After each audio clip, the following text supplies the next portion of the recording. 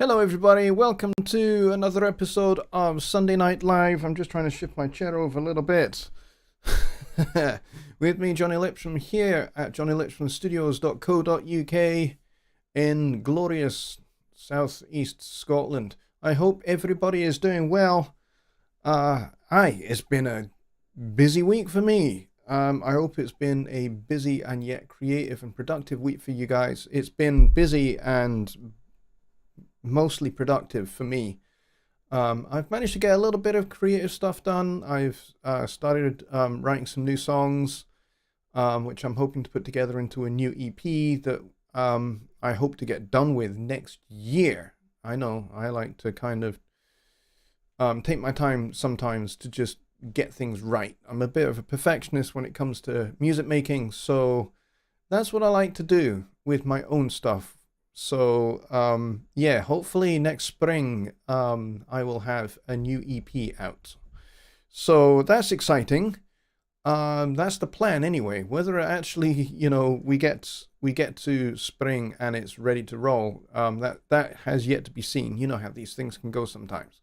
So anyway, I will have more details on that and kind of like the exact release date and stuff, in the next few weeks, probably.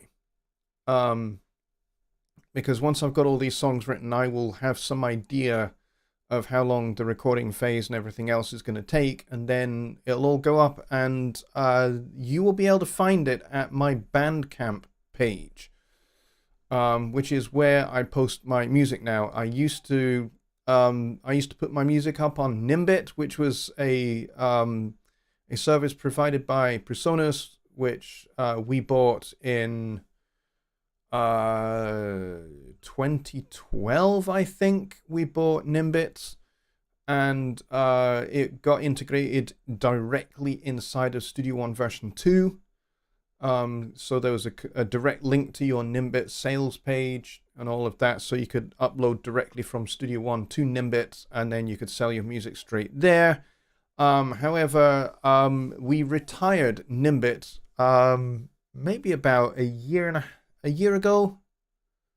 Yeah, I think it was a year ago. So kind of like early 2021, I think we retired Nimbit. So Nimbit is no more. And the integration with Studio One has not been there since version 3. But the platform has been there for quite a while. But yeah, so we retired it. It no longer exists. There is no web domain called nimbit.com anymore. So I do everything through Bandcamp now. So I have an EP that I released in 2016 that was on Nimbit, and I plan to reissue that and get that up on Bandcamp in the next few weeks. So that will make that old EP available again. And then as I said, I'm going to release a new EP. So I'm quite excited about that. Let's see how many people are here. There is not very many of us right now. There's only like 10 people. We normally get to about 24 or 25 or so people for a Sunday Night Live. So, yeah, this could be an incredibly short show. So, unless we get a few more people in the door. So, I have advertised it in all the Presonus, orientated Facebook groups that I moderate and that I'm an administrator of. So it should all be there. So if you know people that normally are here and aren't, go give them a friendly reminder and a link to the show so that we can get them here. That would be cool. All right, so let's go see who's here. Billy Morgan was first in the door. He is, as always, an extremely keen person and is here pretty early usually, so he was first in the door. And we have Tony Stringert, who is second in the door, followed by Paul Morgan and Bops, who has a very, very entertaining question. He says, I finally got the Android tablet to remotely control Studio One. Is there a fix in Studio One to keep it from turning on the dishwasher? Unfortunately not. That is by design. We designed it so it would turn on your dishwasher. And if there are also certain functions where you can actually get it to control your microwave. So be careful with that. Tony is here, as I said. Kevin's Guitar Studios is here as well. He says, hi, everybody. And Just Bob, one of my awesome moderators, is here. Lollipop Guild is here as well. Andrew Lamb is here. Don Oliver is here. And Waveform Laboratory has a question which we will get to in a moment. Bob says, some of us are really easily amused. Some watch cartoons. I watch cartoons all the time. And yes, I am incredibly easily amused. Yeah, it's, yeah, cartoons are great fun. Especially the Tom and Jerry ones which feature orchestral music. For example, there's a really, really good episode where lots of antics are involved surrounding the use of a concert grand piano and also a full orchestra. So Tom and Jerry kind of chase each other throughout the orchestra, and it's hilarious. And the score that was composed for that cartoon is phenomenal. Some of the animation is not quite accurate for the piano, but who cares? It's brilliant. It's hilarious.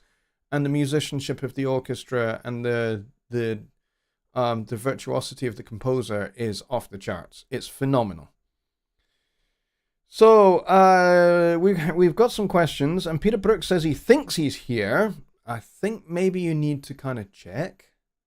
I'm sure you're here as well, but yeah, always double check that you're here and that you're not there, because if you're not here, then you're there, and if you're not there, then you're either here or you're over there.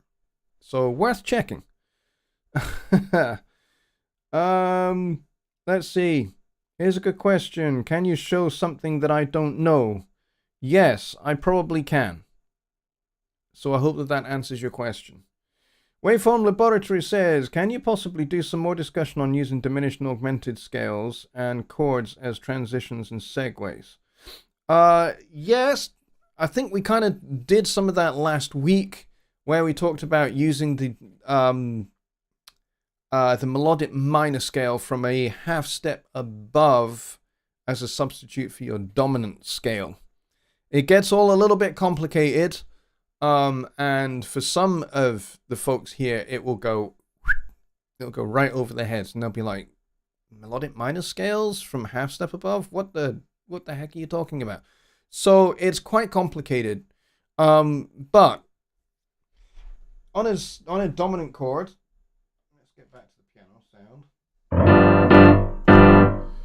On the dominant chord, using G7 as the example here, the default scale would be Mixolydian mode. And it works perfectly fine. You know, you can easily just go.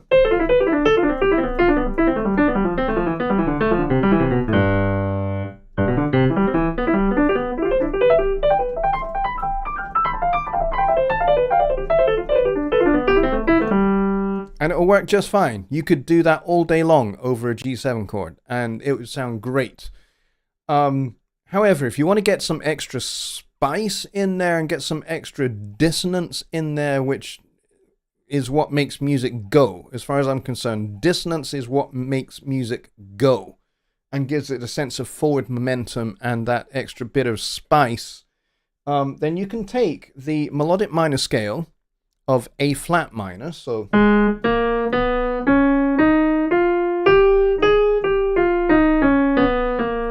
that's the melodic minor scale, but it's based on A flat melodic minor, but we're going to start it on the leading tone, which is the G.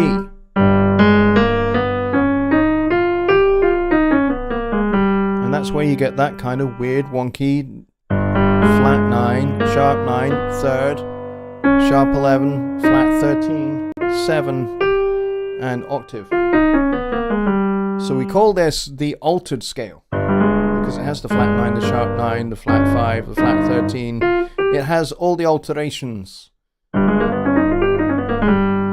But there's different ways you can view it. You can either view it as the A flat melodic minor scale starting on the leading tone, or you can think of it as the D flat Lydian dominant scale starting on the sharp 11, which it is. So if I take that,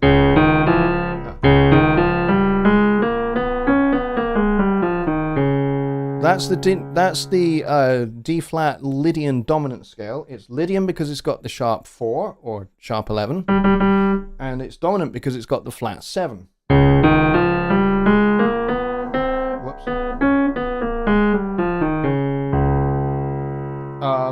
Except we're going to start it on the sharp 11 because that's our root chord. Our root chord is G7.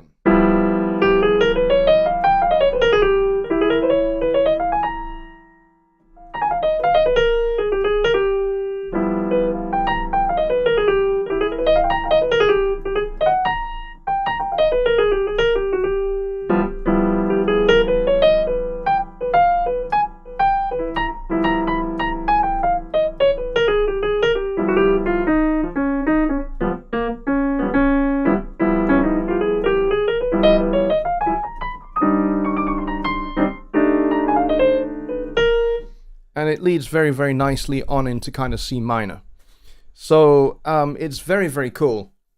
And it's a scale worth learning. It depends on where you want to think about it. The easiest way to, for me, the easiest way to think about that altered scale, that altered sound, is to think of the melodic minor scale from a half step above, but starting on the leading tone, which is the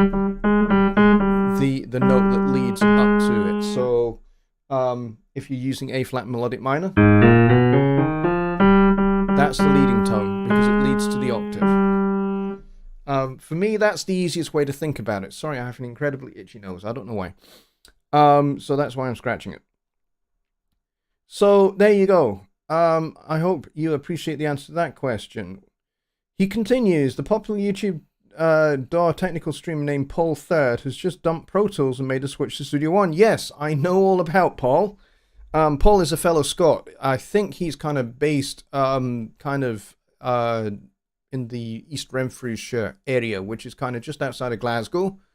He seems like a really nice guy, and he's only just kind of dipped his toes into the Studio One to the Studio One world. I have reached out to him and to kind of see if I can help him a wee bit and get him more deeply integrated into the Presonus world, and we'll see kind of where that goes. He seems like a really nice bloke, and he seems to be incredibly knowledgeable about all things mixing and mastering. So he has a ton of experience, a ton of knowledge, and he spent a lot of years in Pro Tools land and has come over to Studio One, which is very cool. So I'm glad to have another Scot who is coming over to Studio One. Kevin says, how do you choose the chords for a chorus? The song is E minor, D, and C. Where should I go for the chorus? E minor, D, and C is an interesting one. So, if you're going...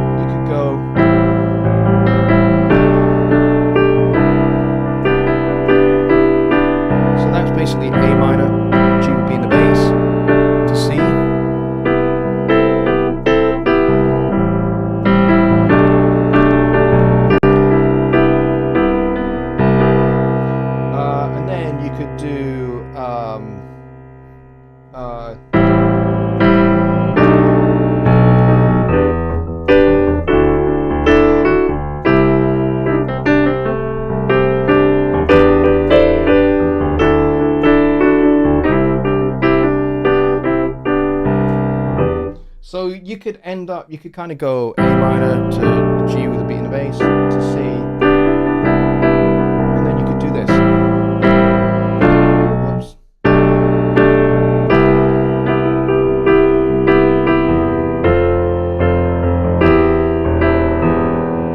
And then you could go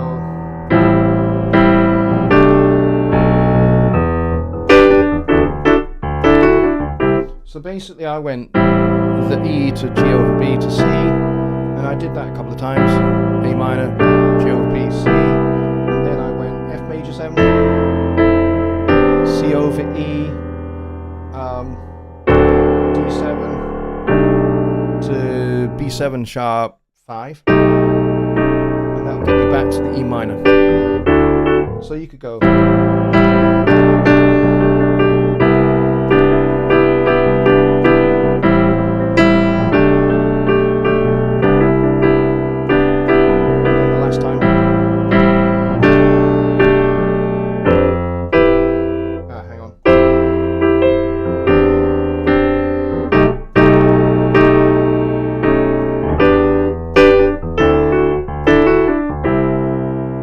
Something like that. It's a little bit Bruce Hornsby-ish, but you might like it. It might be your kind of thing. But yeah, certainly going to the chord 4, in E minor being A minor, you can certainly go there and kind of explore from there.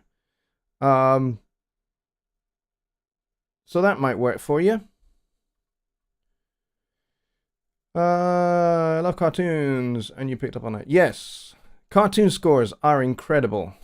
They really are. Sometimes, you know what, even if I don't like the cartoon, and I'm not that enamored of the characters or the script or the plot of the cartoon, then for me, what draws me in is the genius of the composer. I would imagine that writing for a cartoon is of the hardest scoring disciplines to really get into, because everything is so incredibly detail orientated. You know, you have to make very, very precise cues. You have to meet hit points down to the nanosecond. You cannot be a nanosecond. You can't be a frame too early or a frame too late on making that hit point. So a lot of detail goes into it. And the interesting thing, having played either piano, bass, or drums on a few film scores now, one of the things I have found is that there's a lot of things that are unusual and unconventional about how the composer makes things work to fit the scene or fit the frame or fit the cue. So sometimes a cue has to be very, very exact. It has to be exactly 1 minute 15.37 seconds long.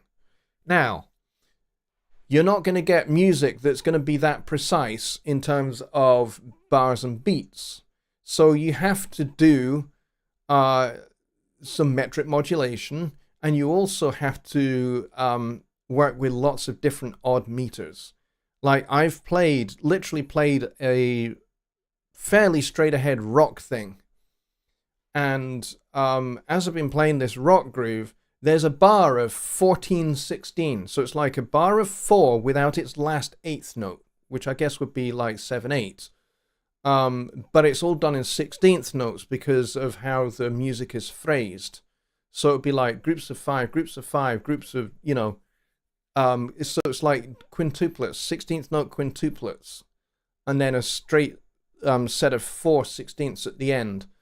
And so phrases like that and having to count those kind of things can be a little bit weird, but you have to, and then, you know, sometimes the concept is you have to make it make it feel like 4/4 and 4/4 rock, but it has to have that particular measure in it so that it matches the length of the cue down to the, you know, nanosecond.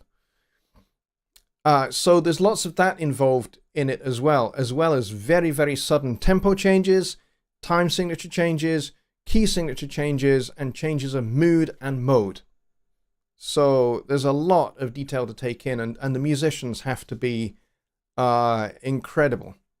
They really do. And you have, you know, you will maybe get one rehearsal if you're lucky through a particular cue, and then you'll run. And then, you know, it's green light, we're recording. And because the whole thing goes down live, the whole orchestra is recorded live, or as live as possible, with very, very, very few overdubs. You have to get it right first time. If I mess up, then the whole orchestra has to do that cue again. And if, you know, you don't want to do that, especially if it's a really tough cue and it's really, really complex, and you've done your bit right, you've pulled your part off, but, you know, maybe the second trumpet split his note when he was going for that, you know, top super G. He split the note, and so it fluffs. Well, everybody else has nailed their parts. And, you know, it takes a tremendous amount of concentration to nail your part. So you nail it. But this one guy makes that one mistake. Now, for the most part, he will just be told he needs to go and overdub that. And so there will be a list of musicians that have to stick around after all the main recording is done, and he has to overdub his bit.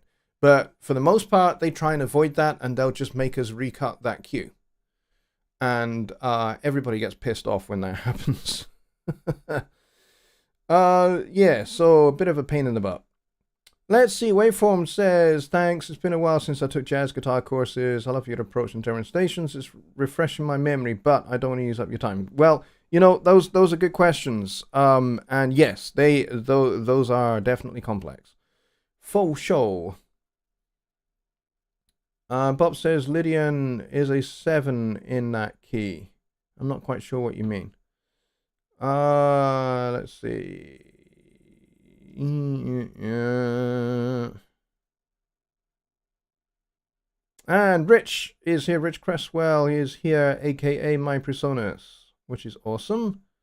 Let's see who else is here. Burlap Studios is here as well. John Lake is here as well. Didn't see you guys come in, so I'm glad you guys are here.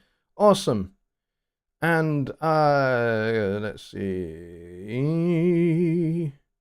Andrew Lamb has a question. He's not put the at Jonny Lipsham Studios, but I just literally just spied that question come in. So on this occasion, Andrew, I'll let you off. But for the most part, if you have a question, stick, you know, before you put your question, type at Jonny Lipsham Studios. And what that will do is that will make my name come up in red. And then I know it's a question, and I can separate it out from just the general chat that's going on. So let's see. Can you explain the difference between an 11th and a 13th chord and what you would call C over D? Now, C over D is the same way as saying D11. And the reason being is because it has the constituent parts. It has the root, D, it has the 7th, it has the 9th, and it has the 11th. Now, you don't play the third of the chord in an 11th chord. Why? Because they clash, as shown here. Here is D11. Now, if I put in the third,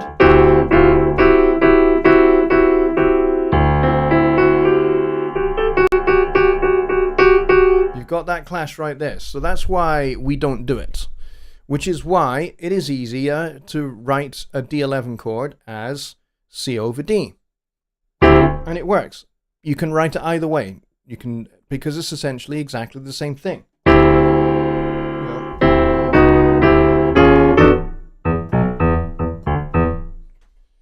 So, you know, that works really, really nicely. 11th chords are great.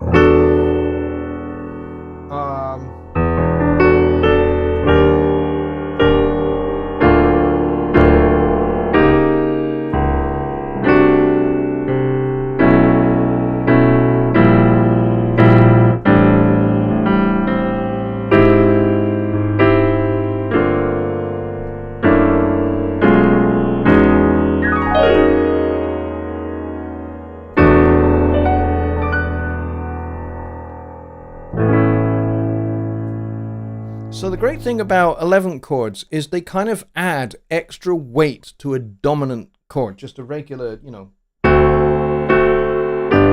There's a regular D7 going to a G. Now if I make that into a D11,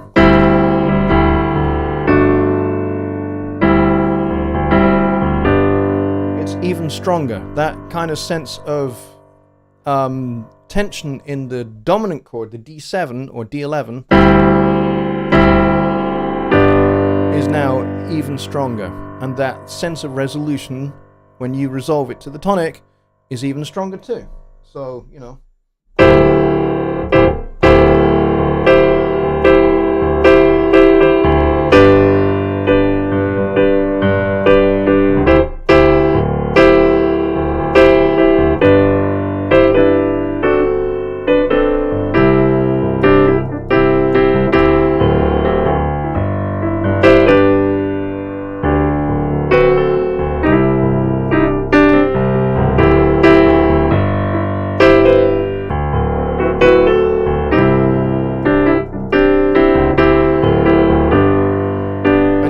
Thing about it is you can just use that as a pivot chord to go anywhere else. You know, if you want to do that classic, let's go up a half step.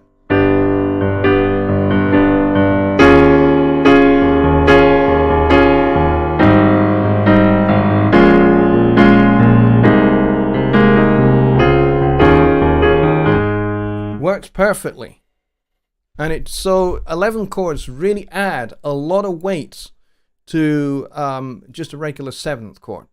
And as I said, you don't even need to do a 2-5-1 to get to another key. You can just use the 5 into a new key like I did there. You know, E flat 11 going to A flat.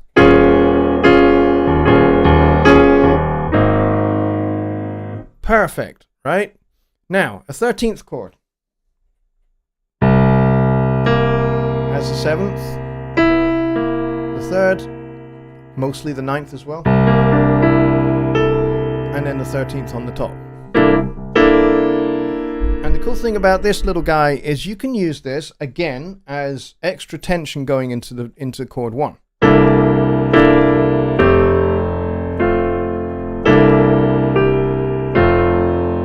And you'll find sometimes you get a 13th chord at the end of a hymn, like after a chord 2. So you might get.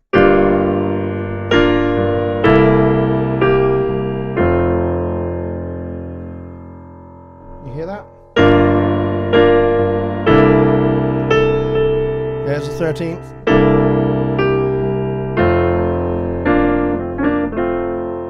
All right, so that's where 13th chords get used quite a bit. They'll get used in gospel music, but they'll also get used in straight hymn music. Heck, even the American national anthem, the Star Spangled Banner, has lots of 13th chords in it. They're just used as a chord, as some extra dissonance to resolve back to the tonic, right? But in a jazz or a blues or a pop context, you can use that 13th chord as just something to vamp on as a chord 1. So if I'm in C major,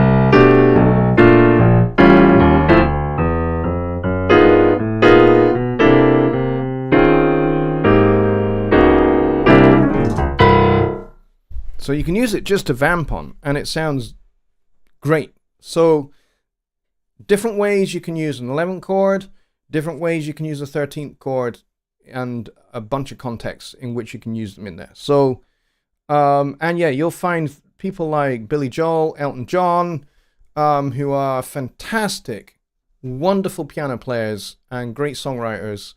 You'll find that a lot of their music has a whole a whole ton of 11th chords. Particularly Elton John, he loves 11th chords. And you'll find them cropping up all over the place in Billy Joel's music, from Piano Man to New York State of Mind, and a whole bunch of other tunes like that. Kevin says, beautiful, but I couldn't hear what you were saying. Really? Ah, that's odd. Because I was talking into my mic. So, there we go. I'm a big fan of modal interchange. Do you have any examples of your favorite that share the same root? Modal interchange. So you mean going from like major to minor, but staying on the same root? I don't really tend to do that a whole lot. So it's not really something I practice particularly. But yeah, it does work. For those that don't know what modal interchange is, it's where, let's say, you are, you're in minor, in major rather.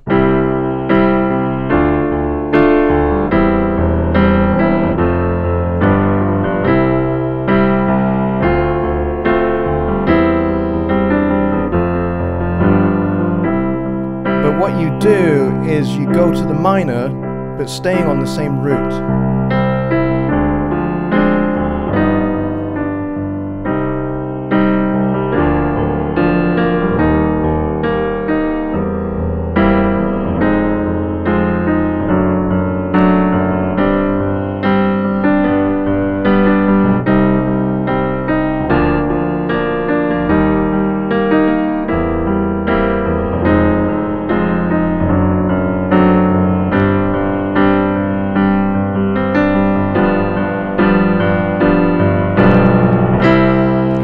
To major.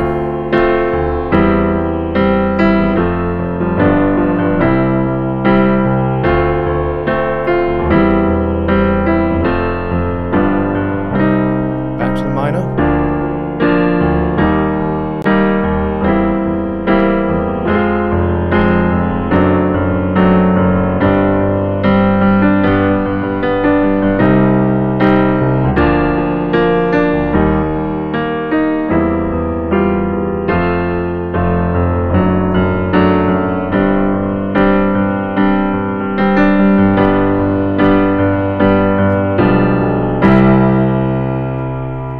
So there you go, a little bit of modal interchange. And my chair is squeaking like bloody crazy.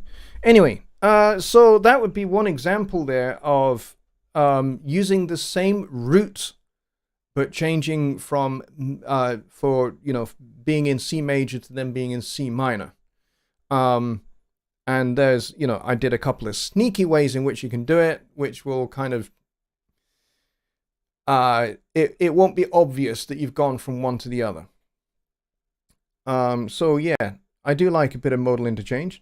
What preset piano sound is that on my Nord? Well, this is the Nord Revision B, circa 2005 or 2006. I think this one was released, and I think this is one of the early units that I managed to get hold of. And this is the Concert Grand, which I believe is the Steinway Concert Grand. There's this one, which is the Studio Grand, which I believe is a Bosendorfer. Which has a different sound to it altogether.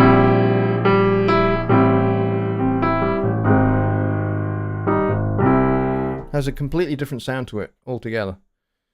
Let's see. Let's go back over that one. All right, so listen to Taylor and King of the early 80s. Yes, absolutely. 9 chords. 9 chords are great. You get these a lot in blues music. Where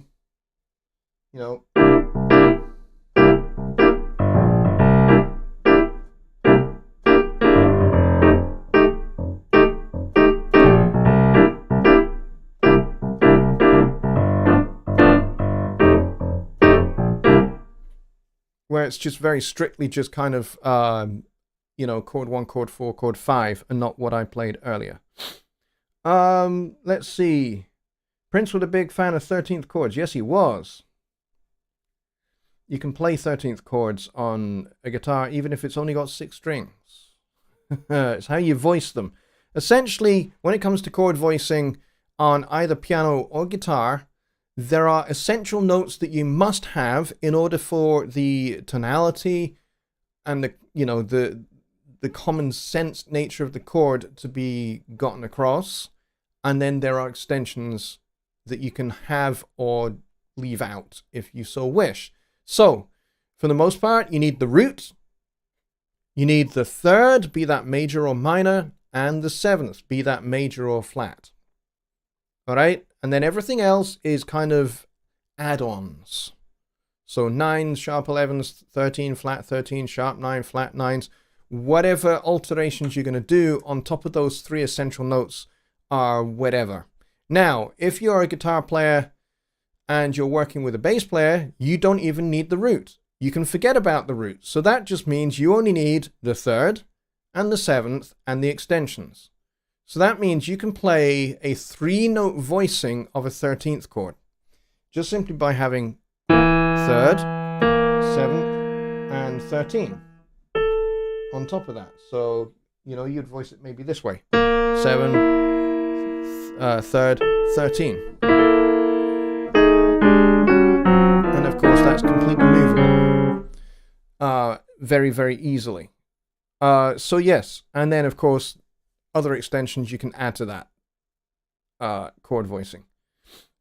All right, so most piano players always had a gig in lounge. I have never played lounge jazz.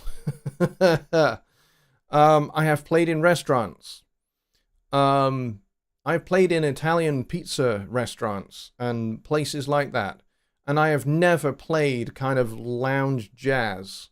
What I have usually done is heavily disguise a popular song of the period, whatever that might be. So when I was playing those kind of places, or I was playing a hotel lobby, or, you know, some like 5-star hotel lobby, I would play popular songs of the time, which I would then reharmonize and heavily disguise quite a bit, and see if people would go, hang on, this song sounds vaguely familiar. And it would interrupt their conversation. They'd go, that's vaguely familiar. What, that sounds like X song. And hopefully they would be right. So in the case of, it was the 1990s, I played a lot of U2 songs, which I reharmonized and gave kind of very heavy, complex jazz harmonizations of, and other popular songs. And that's, so hits from like the late 80s, early 90s, that's what I did on the piano. And sometimes I would slip in a quote from a television news theme, or some kids' TV program that I liked the melody of, and then I would just reharmonize it. Jazz version of Jump by Van Halen. Yeah. I don't think I ever played that. I played bass in a band for a wedding where we had to play Jump. And they literally made everyone in the band jump. Now, of course, I have knees that don't work, so I cannot jump. So I just basically just lifted my feet up a tiny little bit. That's about all I can manage. Most drummers play in strip clubs. I've never played a strip joint, actually. Let's see. Your modal change demo was me as a teen jamming and practicing nice note piano of Osendorf. Yeah, it's nice, isn't it? I like it. Waveform is asking what the preset 7 thing is. It's a bit of an in-joke. It's just a joke that occurred after Kyle mentioned something about just using any old preset to fix your mix. Yep. That was the joke. Alright, so I think I've reached the end of the questions, and we got like 15 minutes left. So if you guys got any other questions, actually, one thing I do know is that my good friend Just Bob dropped me a Facebook message, and he wanted to ask me about multiple time signatures at the same time. So, for example, having some of your musicians play in 5/8 and some of your musicians play in 7/8. Can that be done? Is that done? Yes, it is. It's done in a lot in music that is called minimalist music, which is like a mid 20th century kind of compositional technique, compositional style, I guess, where everything was minimalized. So you would have repeating rhythmic phrases, repeating melodic phrases, and these are called cells. And you would have the way you would organize your composition is that you would have several of these cells, and then you would split those cells between your different musicians. So you would have this little 5/8 figure, you'd have a 7/8 figure, and whatever else you've got in your set of cells, and then you would have different parts of your band play these cells, and then maybe switch over, or maybe start by having the folks on the left-hand side of the stage play the 5/8 cell, the folks on the right-hand side of the stage play the 7/8 cell. They play these both at the same time, and then they swap over. And they start playing this other cell, then they start playing this other cell, and then after they've played each one of those 4 times each, and they can start their cell whenever they want. So long as they play that cell 4 times, they then move on to the next cell. And they can start whenever they feel like starting, and then the same for the other folks. And so there's an element of kind of randomness to it, and an element of chance as to what will occur, what cells will interact with other cells, and what kind of cross rhythms and polyrhythms will occur as a 5/8 and a 7/8 cell interact. Now, is this possible in Studio One? I'm pretty sure that is what the question is going to be. Is this possible in Studio One? The answer is no. The reason that it's not technically possible in Studio One is because time signatures and tempo in Studio One is global. So it's not on a per track basis. So if you want to do this kind of 5/8, 7/8 thing happening at the same time, you're going to have to pick one of those time signatures to be your default global time signature. And then what you're going to have to do is you're going to have to think in the other time signature and play that in and perform that in, record that into Studio One, whilst Studio One is counting the other time signature. So it's going to require quite a lot of thinking and quite a lot of practice to make it work. But you can do it.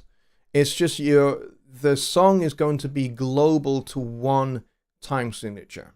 So you cannot do polymetering in Studio One. I believe over at answers.presonus.com there is an outstanding feature request for it. And I guess we'll have to see whether that gets sufficient votes that it gets added. I think for minimalist composers, it would be a great thing to add. And personally, as somebody that occasionally writes minimalist music, I would like to see it added, but we'll just have to wait and see, to be honest.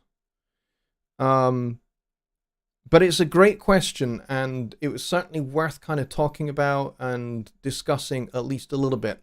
If you're wanting to go and kind of listen to minimalist kind of music, there are some composers I can recommend.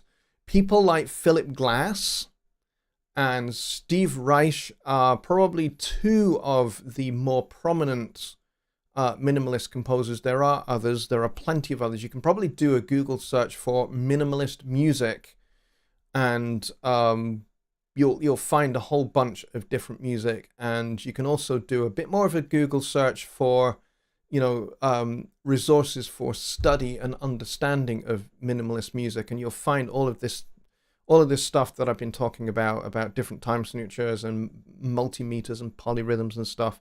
You'll find that all there. But it's well worth exploring and trying out in a piece of music.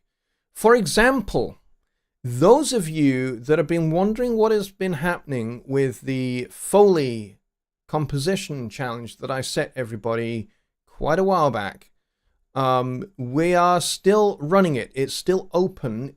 You can join the workspace if you send me an email. Go to the website down there, jonnylipshamstudios.co.uk. At the bottom of the screen there, if you scroll down to the bottom, there's a contact form. You can fill that out, and you can say, yes, I would like to be added to the Foley Composing Challenge workspace.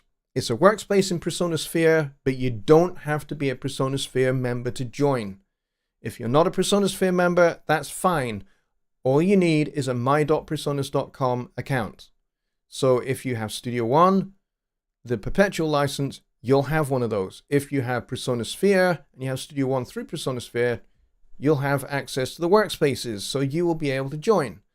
There's a whole bunch of sounds that have been recorded and uploaded by a few folks that are involved in the challenge. You can use those sounds, but or you can create your own. You can do a mixture of both. And the idea is to make a piece that is 1 minute 30 seconds long, minimum.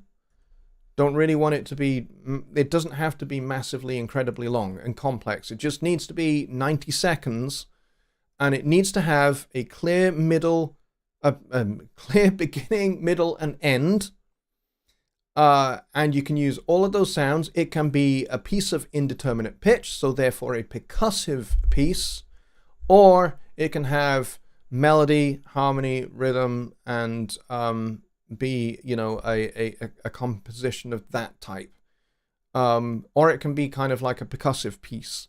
The one I'm working on at the moment is a percussive piece, where everything is just, it's kind of, I'm trying to create different rhythmic phrases that are going to kind of interweave using the different sounds that are there. And the sounds, it's a Foley challenge, and the idea is to use household sounds only, no musical instruments, sounds that you can make with domestic items in your house, like glasses, mugs, cups, slamming a fridge door, slamming your front door to make a kick drum sound, you know, thumping the kitchen sink to make a kick drum sound, or whatever.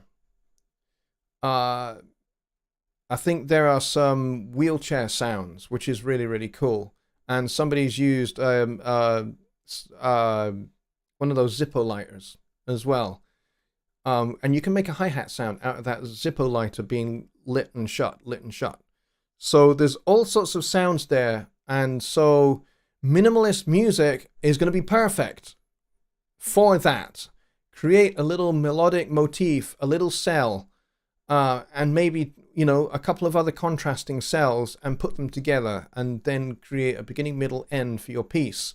Once your piece is finished, you can upload it to the workspace.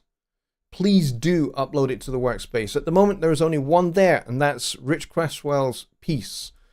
And I would like there to be a bunch of pieces, and then what we will do is once I see that there are, you know, a good few pieces in the workspace, we will end the challenge, and then we'll dedicate a Sunday night live to listening to some of these compositions. So I'm going to put mine up in there, and the rest of you guys can do likewise. And if we've got a good number of compositions for us to listen to, then and to make a show out of it, then we will do that, and that'll be the end of the challenge. My good friend Rich Cresswell, who is also known as My Personas, has helped me organize this. He is an administrator of the workspace. So if you have questions about how to upload your sounds, then once you've joined that workspace, Rich will help you out in how to create your sounds, how to record them, how to upload them. You can record the sounds with your phone and then upload them onto your computer and up to the workspace if you want to do it that way. Most phones have a decent microphone these days, so it is worth doing it that way.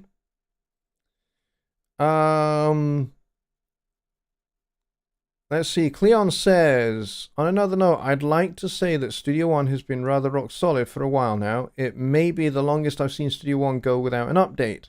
I could be wrong, but it's great. Studio One is freaking awesome, and the current build of Studio One is very, very, very stable, very rock solid.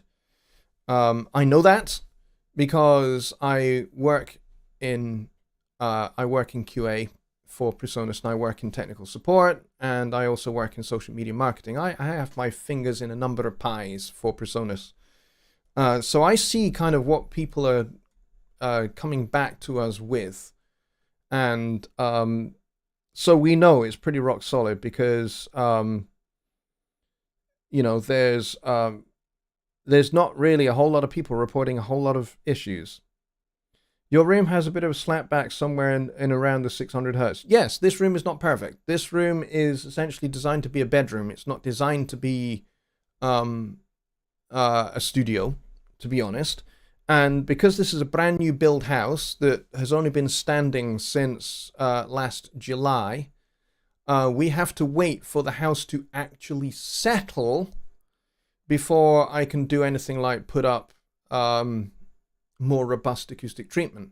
I do have acoustic treatment up at the moment, but it's just very basic foam treatment that is just dealing with the upper mids, to be honest, and a little bit of low end, but not a whole lot in the upper mids is being treated at the moment.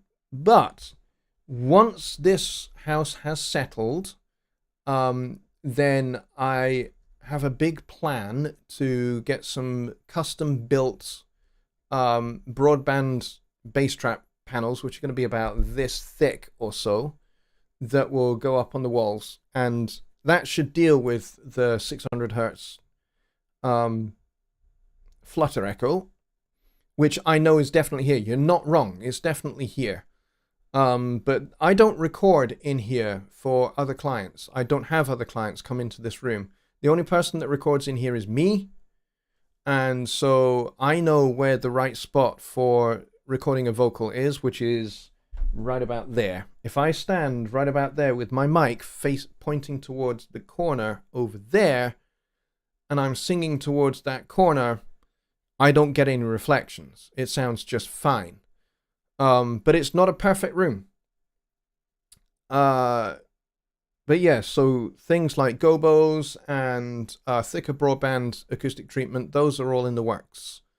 And hopefully within the next few months, I will be able to get those. But we've been told that we need to wait at least 18 months for the house to completely finish settling. And when that's, I mean, a brand new build house has to settle and has to adjust to people being in it. And so that means that the house kind of moves about a little bit. And the walls move about a little bit. And once everything is settled and it stops doing that moving about, then I can start putting up acoustic treatment. But if I put it all up before then, you know, it might affect the walls, that kind of thing. So, but, you know, that is a good point. For definite. My Presonus has the link to the website there. So if you want to join the challenge and you're up for having a bit of fun and trying your hand at a compositional technique and a style of music that you have never worked in before, go for it. Give it a shot. It's not something I've ever done either. I don't write really minimalist stuff, and I certainly don't really write for the sounds of my house particularly. But, you know, I'm always up for a challenge, which is why I set the challenge. I thought it'd be a fun thing to do to get you recording stuff in your house. So, and then getting those sounds up and then making a piece of music out of those sounds. I thought it'd be a fun thing to do. And so, next year, probably early next year, probably around about February, maybe middle of February, Rich and I will put our heads together and we'll come up with another challenge that we can all get ourselves involved with. So if you like challenges and you like to be stretched in making music in a way that you've never made music before, then that's what we're going to be doing going forward with this channel. Is we will have a series of challenges throughout the year that you can get yourself involved in, that gets you making music in different creative ways.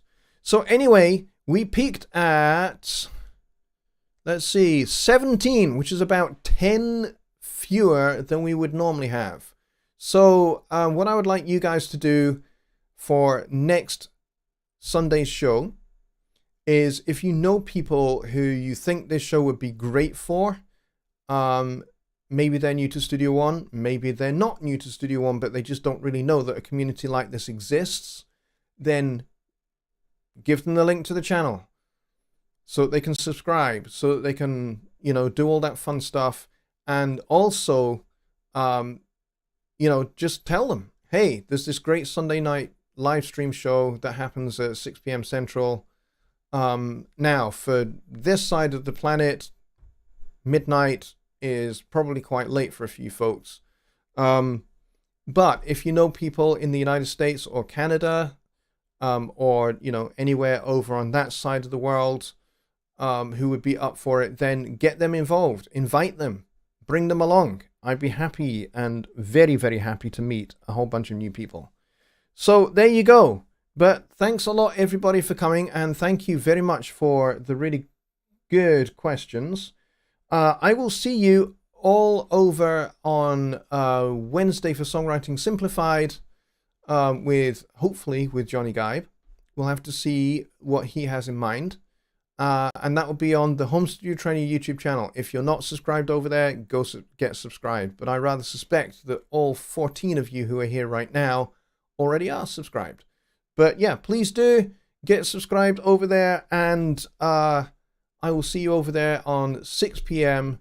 on Wednesday for Songwriting Simplified. If you have questions on songwriting, arranging, music theory, we dabbled in a little bit of music theory tonight, but if you want to explore something a little bit more on Wednesday, then you can certainly go down there, email me, or you can email Jonny at his